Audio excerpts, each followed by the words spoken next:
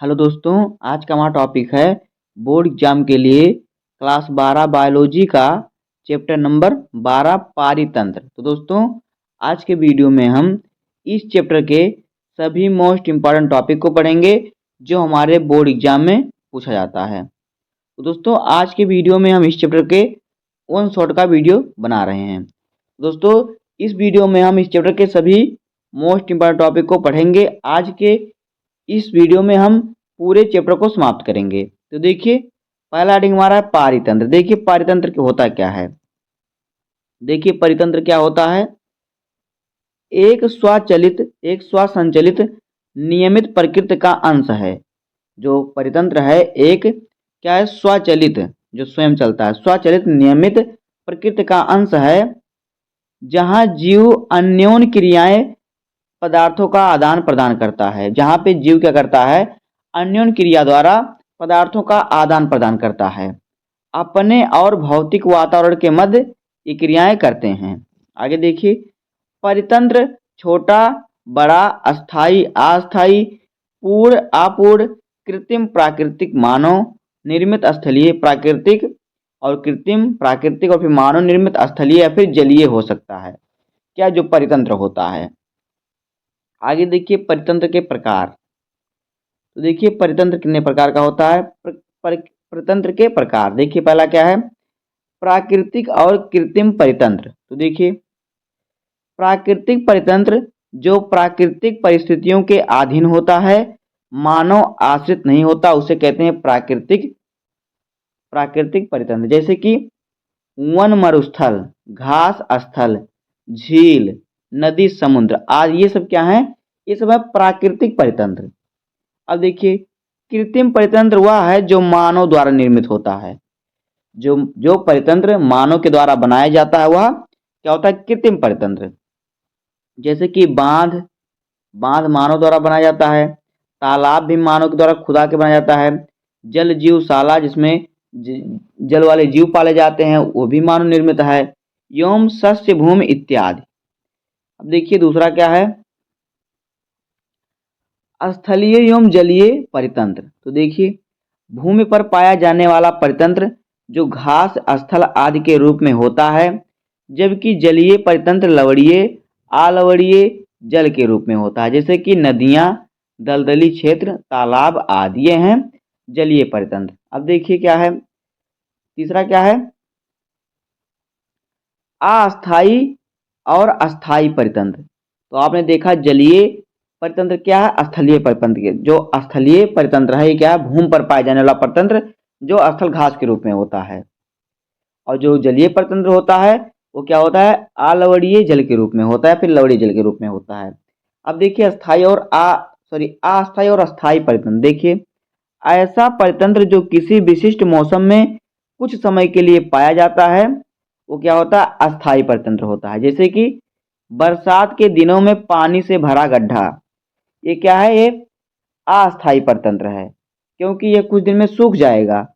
देखते होंगे आप अपने आसपास जब पानी भरता होगा, बारिश होती होगी तो थोड़े थोड़े छोटे मोटे गड्ढे जहाँ पे वहाँ पे पानी भर जाता है, लेकिन जब बारिश खत्म होती है, एक दो दिन धूप होता है, उसके बाद वो गड्ढा सूख जाता है, पहले की तरह हो जाता है। तो ये अस्थाई, अस्थाई नहीं मतलब अस्थाई मतलब कुछ ही समय के लिए है, जबकि अस्थाई परितंत्र लंबे समय तक बने रहते हैं। अब देखिए चौथा क्या है, पूर्ण एवं अपूर्ण परितंत्र। तो देखिए ऐसा परितंत्र जिसमें सभी घटक पाए जाते हैं पूर्ण परितंत्र कहलाता है, जिसमें क्या होते हैं, सभी घटक पाए जाते हैं। जबकि यदि परितंत्र में कुछ घटकों की कमी हो तो उसे अपूर्ण परितंत्र कहते हैं। आगे देखिए पारिस्थितिक तंत्र की संरचना और कार्य। यहाँ पे देखिए चित्र में यह है पारिस्थितिक परितंत्र। तो देखिए यहाँ पे यह सूर्य, ये जो है सूर्य बना हुआ है। यहाँ पे देखिए क्या बना हुआ है,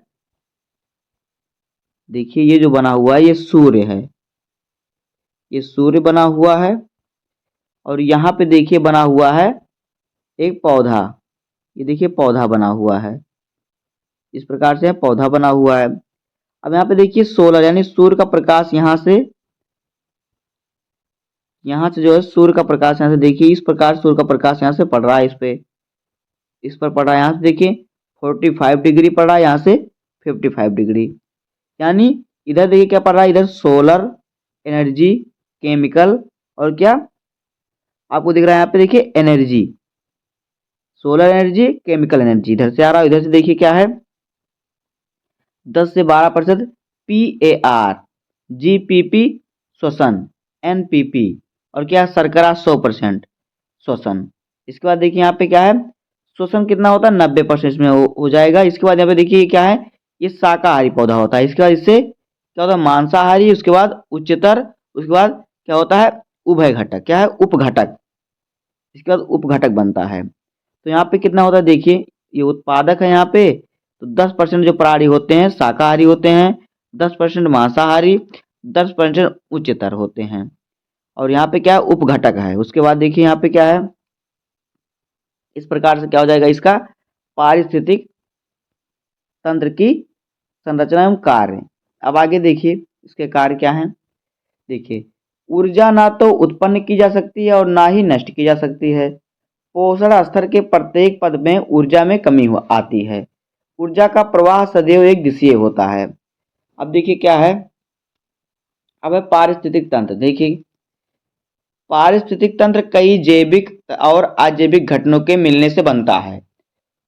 जो पारिस्थितिक तंत्र होता है कई जैविक और अजैविक घटकों से मिलकर बना होता है, और ये सभी घटक परस्पर संबंधित एक दूसरे के साथ क्रियान्वित होते यानी एक दूसरे के साथ मिलकर कार्य करते हैं। इनमें ऊर्जा का एक सतत प्रवाह चलता है। आगे देखिए अजैविक घटक वातावरणीय कारक जो किसी स्थान की भौगोलिक परिस्थितियों का निर्धारण करते हैं अजैविक घटक कहलाते हैं। जैविक घटक पृथ्वी पर ऊर्जा का एकमात्र स्रोत है। स्रोत क्या है सूर्य है।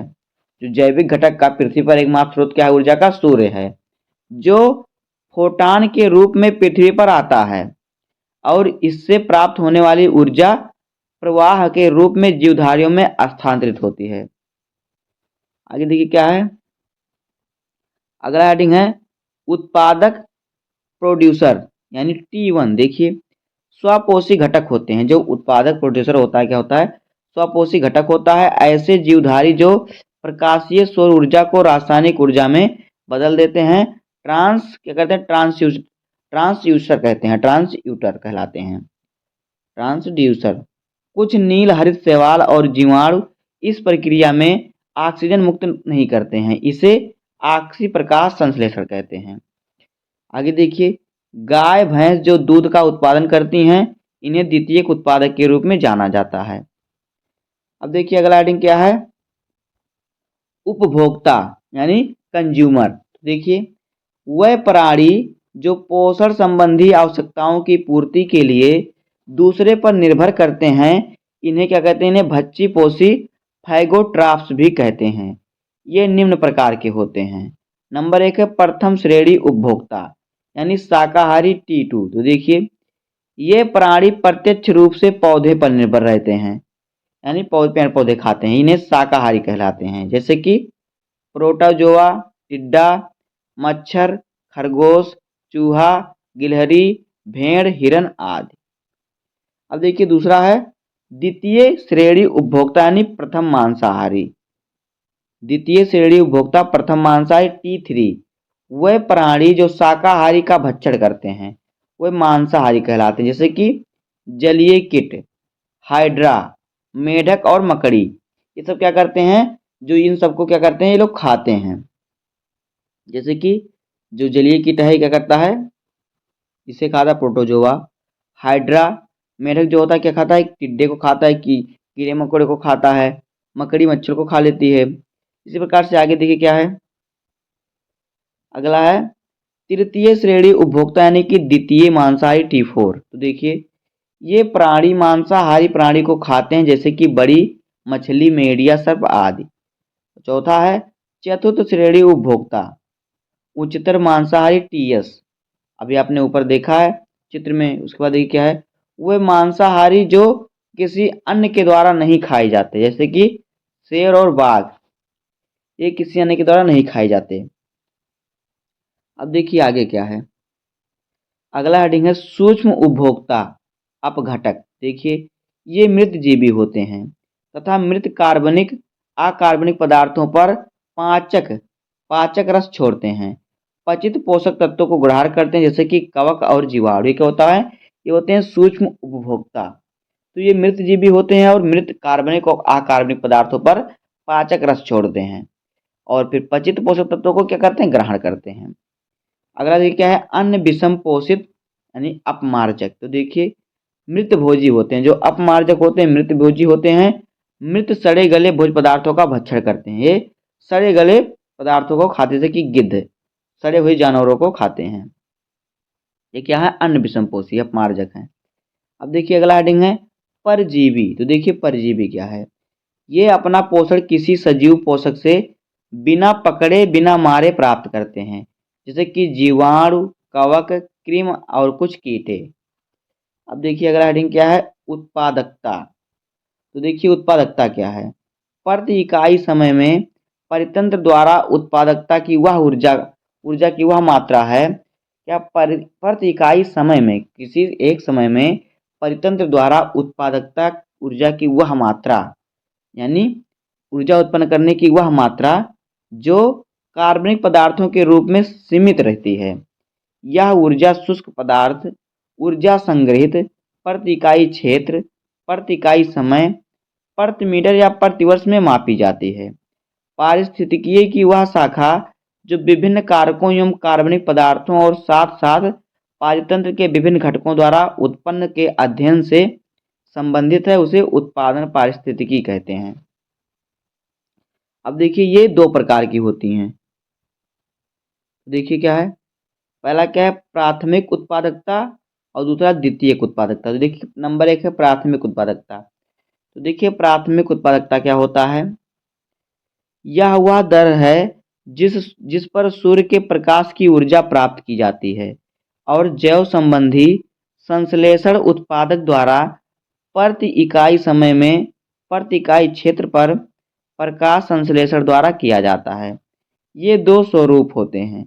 नंबर एक है सकल प्राथमिक उत्पादकता यानी जीपीपी और दूसरा है नेट प्राथमिक उत्पादकता यानी एनपीपी।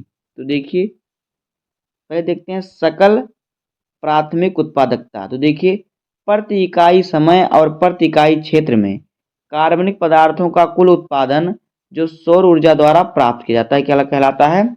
सकल प्राथमिक उत्पादकता। अगला है नेट प्राथमिक उत्पादकता एनपीपी, यानी देखिए क्या है? यह प्रति इकाई समय प्रति इकाई क्षेत्र में संग्रहित ऊर्जा की वह मात्रा है जो उत्पादकों द्वारा बनाई जाती है और यही ऊर्जा शाकाहारियों और खाद्य श्रृंखला में भोजन के रूप में काम में ली जाती है, जो नेट प्राथमिक उत्पादकता होता है। आगे देखिए, यह उत्पादकता अलग अलग क्षेत्रों के लिए अलग अलग होती है क्योंकि यह विभिन्न वातावरणीय घटकों द्वारा प्रभावित होती है। संपूर्ण जैव प्रक्रम की वार्षिक कुल उत्पादकता का भार शुष्क कार्बनिक तत्वों के रूप में 170 मिलियन टन आंका गया है, जबकि पृथ्वी पर लगभग 70% भाग समुद्र है। फिर भी इसकी उत्पादकता 55 मिलियन टन है। अब आगे देखिए दूसरा द्वितीयक उत्पादकता, यानी प्राथमिक उत्पादकता का जो क्या है, कितना है उत्पादकता इसकी? 55 मिलियन टन है। अब देखिए द्वितीयक उत्पादकता क्या है? यह वह दर है जिस पर उपभोक्ताओं द्वारा कार्बनिक पदार्थ बनाया जाता है। उपभोक्ता जो कि परपोषी हैं, पौधों पर निर्भर करते हैं, यह ग्रहण किए गए भाग को पचाकर पचित पोषक तत्वों का अवशोषण करते हैं, शेष अवशिष्ट पदार्थों के रूप में निष्कासित कर देते हैं। आगे देखिए, इन पचित पोषक तत्वों में से एक भाग श्वसन में खर्च होता है, शेष मांसाहारी कार्बनिक पदार्थ वृद्धि एवं विकास में काम आता है। मांसाहारी कार्बनिक पदार्थ का काफी अंश शिकार के दौरान नष्ट हो जाता है और ग्रहण किए गए कार्बनिक पदार्थ का लगभग 60% भाग श्वसन में लेते हैं। जो ये शिकार की शेर किसी हिरन का शिकार कर रहा है तो उसमें क्या करता है, ये क्या होता है, इसका आंशिक जो ऊर्जा होता है नष्ट हो जाता है। कुछ ऊर्जा लगता है, कार्बनिक पदार्थ का काफी अंश शिकार के दौरान नष्ट हो जाता है। और ग्रहण किए गए कार्बनिक पदार्थ का लगभग 60% भाग क्या करते हैं, श्वसन में लेते हैं, जबकि जो 30% अन्य कार्यों में प्रयुक्त होता है। ऊर्जा, आगे देखिए, इस प्रकार द्वितीयक उत्पादकता में प्राथमिक उत्पादकता द्वारा बनाए गए भोजन का उपभोग मात्र उपभोक्ता की जैव संहति बनाने के लिए किया जाता है। दोस्तों इस प्रकार से हो जाएगा क्लास 12 बायोलॉजी चैप्टर नंबर 12 पारितंत्र का मोस्ट इम्पॉर्टेंट सभी टॉपिक। तो उम्मीद है कि आपको वीडियो पसंद आया होगा। अगर आपको वीडियो पसंद आया हो तो वीडियो को लाइक कर दीजिएगा, चैनल पर नए सब्सक्राइब कर दीजिए, बेल आइकन को प्रेस कर दीजिए, क्योंकि बोर्ड एग्जाम के हर इंपॉर्टेंट टॉपिक का वीडियो आपको इस चैनल पर मिलता रहेगा। तो मिलते हैं किसी नेक्स्ट वीडियो में, तब तक के लिए धन्यवाद, जय हिंद।